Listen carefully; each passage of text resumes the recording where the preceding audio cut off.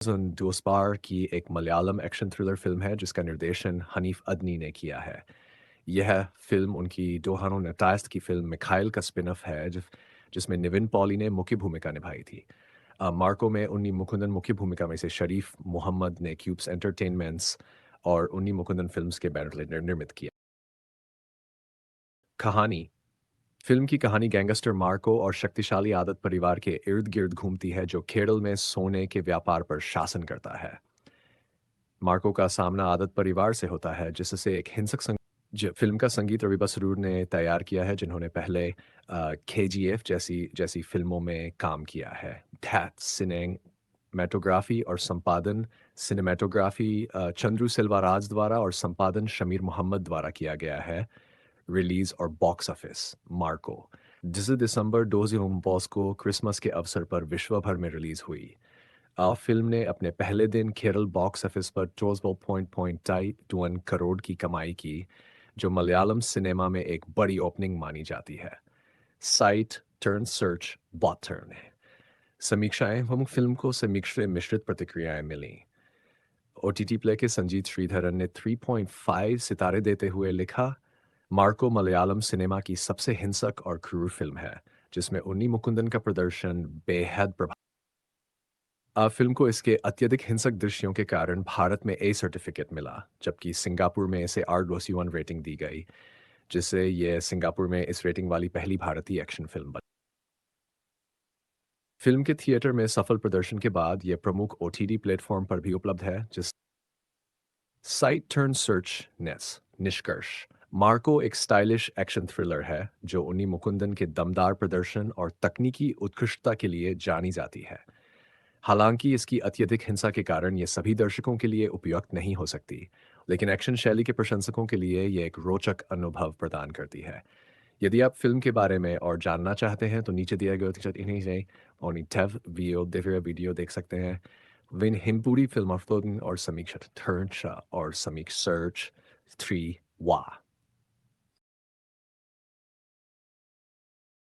Marco एक 2003 की Telugu film है जिसमें अरिविशेष मुख्य भूमिका में है। ये फिल्म एक एक्शन ड्रामा है जो सस्पेंस और भावनात्मक पहलुओं से भरपूर है। क्लाइमैक्स की कहानी कहानी के आखिरी हिस्से में मौर अरिविशेष का किरदार को अपनी असली पहचान और मिशन का पता चलता है। मार्को जो शुरू से ही एक रहस्यमयी और खतरनाक किरदार के रूप में पेश किया गया है, असल में एक आदमी है जिसने अपने अतीत और अपने प्रियजनों को खो दिया है। वह अपने भाई की मौत का बदला लेने और अपने परिवार की इज्जत को वापस पाने के लिए इस खतरनाक सफर पर निकला है।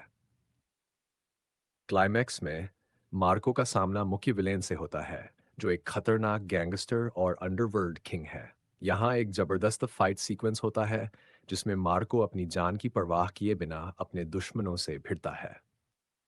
फिल्म के अंत में मार्को अपने लक्ष्य को पाने में सफल होता है, लेकिन इसके साथ ही उसे यह एहसास होता है कि बदले की आग ने उसके जीवन को अकेला और अधूरा बना दिया है। क्लाइमैक्स मार्मिक और प्रभावशाली है, जहां मार्को अपने अतीत से सुलह कर लेता है और शांति की तलाश में आगे बढ़ता है। क्या आप फिल्म की और जानकारी चाहते हैं?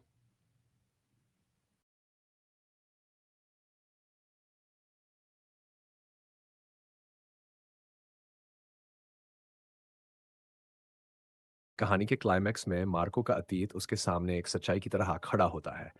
वो अतीत जिसने उसे तोड़ा, उसकी आत्मा को झकझोरा और एक इंसान से एक बदले की आग में झुलसते हुए व्यक्ति में बदल दिया। मार्को अपने भाई की हत्या के उस दृश्य को याद करता है जब उसकी आंखों के सामने सब कुछ खत्म हो गया था। वह दर्द, वह चीखें, वह लाचारगी आज भी उसके दिल को छेद देती है। बदले की इस जंग में उसने सब कुछ खो दिया। आखिरी लड़ाई में खून से लथपथ मार्को अपने दुश्मन को मात देता है, लेकिन जीत की इस खुशी में एक खालीपन है।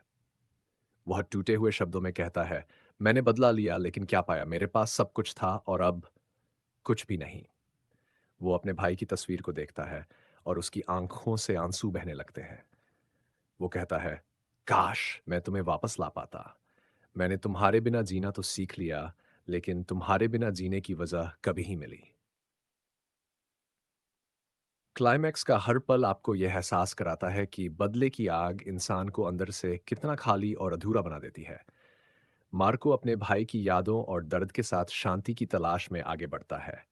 उसकी आंखों में नमी है, लेकिन दिल में हल्का सा सुकून भी कि उसने अपनी लड़ाई खत्म कर ली